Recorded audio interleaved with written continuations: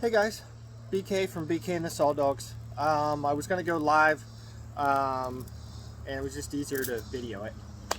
So what I have here is a homemade router sled.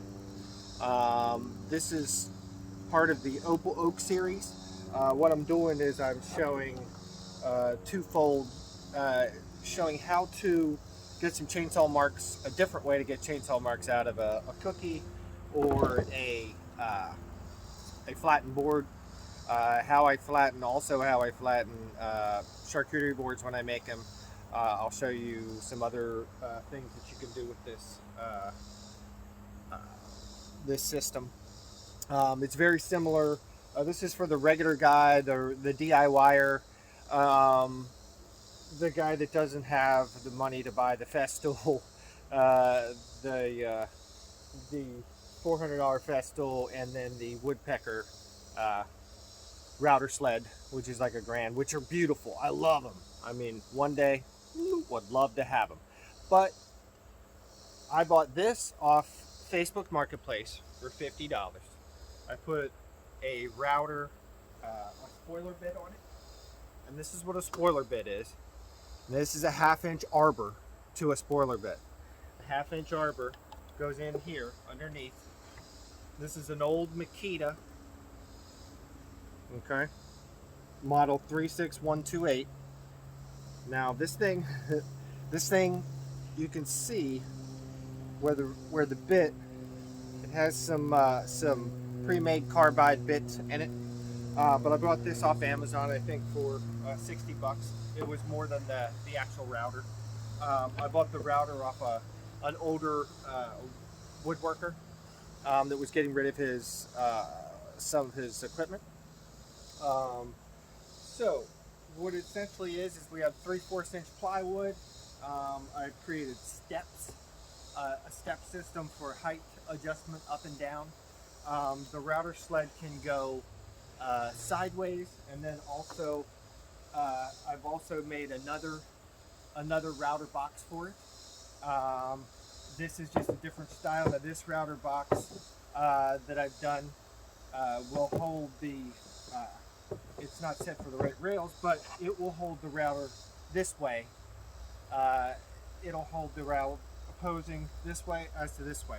With me, it really doesn't matter with the spoiler bit. It's going to do the job no matter which way the router is. And all the most wood guys will know the router. It's in the bit and in the speed of the router. With this setup, I can do everything from a small cookie like this to a large cookie over here, which is like maybe a 20-inch diameter cookie. And then I've done 50-inch cookies. So these actually pull out, they're adjustable, and I can make it as wide as I'd like and as long as I'd like. Just depending on where, if it's a large board, I'll put it on the ground and put rails down, and then I'll just run it right over top the table on the rails. I also have, here's another one that I bought for 25 bucks that I put some new bushings in, took the time to put the bushings in, and it's just a backup for me. This has 3¼ horsepower, I think. So this thing is like a boat motor. So when it fires up, you got to hold on. It's a lot of power. The regular router, I think at the Home Depot, I think they're like 1.5 horsepower. So I like this older vintage stuff. I like to repair it. That's part of some of the stuff I like to do. And then to make it slide, I've sanded it down, to probably up to 400 or so. And you can use something like Johnson's paste wax. A lot of us carpenters and woodworkers use paste wax for the tops of our saws, for the cast iron. I like this stuff for the router sled. The router sled, it's a dry lube. It works great on these wood rails for some reason. You spray them down, you let it sit there, You go back, spray it again. I sprayed it like 3 times, and once the router sled's done, it slides nice. I mean, it's easy as you need it to slide, and then this slides back and forth to plane any kind of piece of wood. You can adjust the bottom, you can adjust the rails, you can adjust the steps on the side. There's an infinite amount of adjustments that you can make to it. It's very simple to make. So the key with the router sled is that you're making sure that the plane of the table that you're on is level and equal to the plane of the surface that you're working on. Okay, so if this is flat and hence this is flat, ergo the bit as it goes across will create a flat surface. Even if the whole table were skewed this way, mathematics tells you that once you have your plane and you set your second plane parallel to that plane, you have nothing but a straight line. So with that being said, you know what we're going to do. I'm going to show you a couple passes. I have about 1.5 inches, I think I get to 2 inches, you know, with cleaning it, and you'll see as I go across it here. I'll show you. I don't want to do too much because it gets.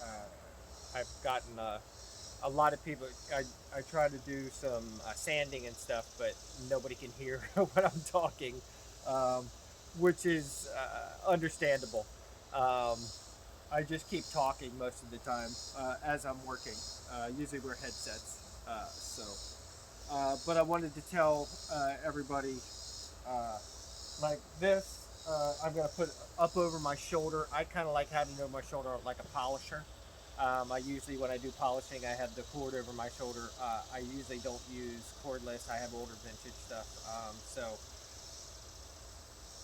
that's just easier for me to know where the cord is rather than have it flopping behind me.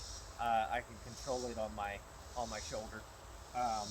So when I'm going to fire this thing up here in a second, and I'll show you guys how she can flatten a nice little flat board here for anything, for a charcuterie board, for getting ready for a cube, for a project, for, you know, a bottle opener, whatever you would like.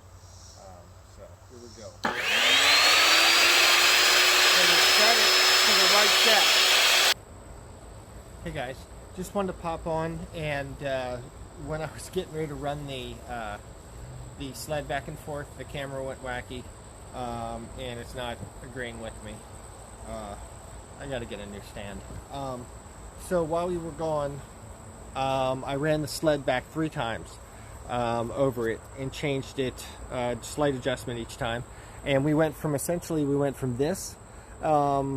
heavy chainsaw marks, pretty good deep, to this, and we're looking pretty.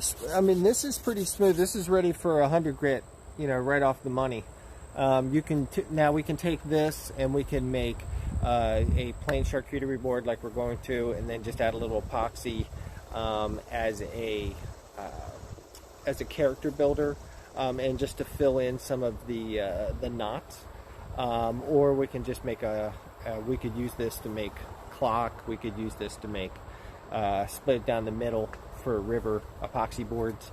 And I'm going to show a lot of that in a lot of different series that's coming up. Right now we're working on the ink splots board. I'm trying to show tips and tricks on how to fix some epoxy scratches, and then we'll get into polishing. We'll get into making cubes, chainsawing, how to dry wood, how to vacuum wood, how to stabilize wood, how to cut wood, everything wood, and then everything epoxy with cubes.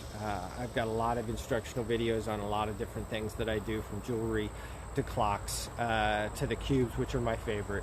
And we got the dogs and I have a lot of cool stuff to show you, and so stay tuned. Thanks for hanging out with me, and thanks for listening, and hope to see you soon. Stay cool, Saw Dogs.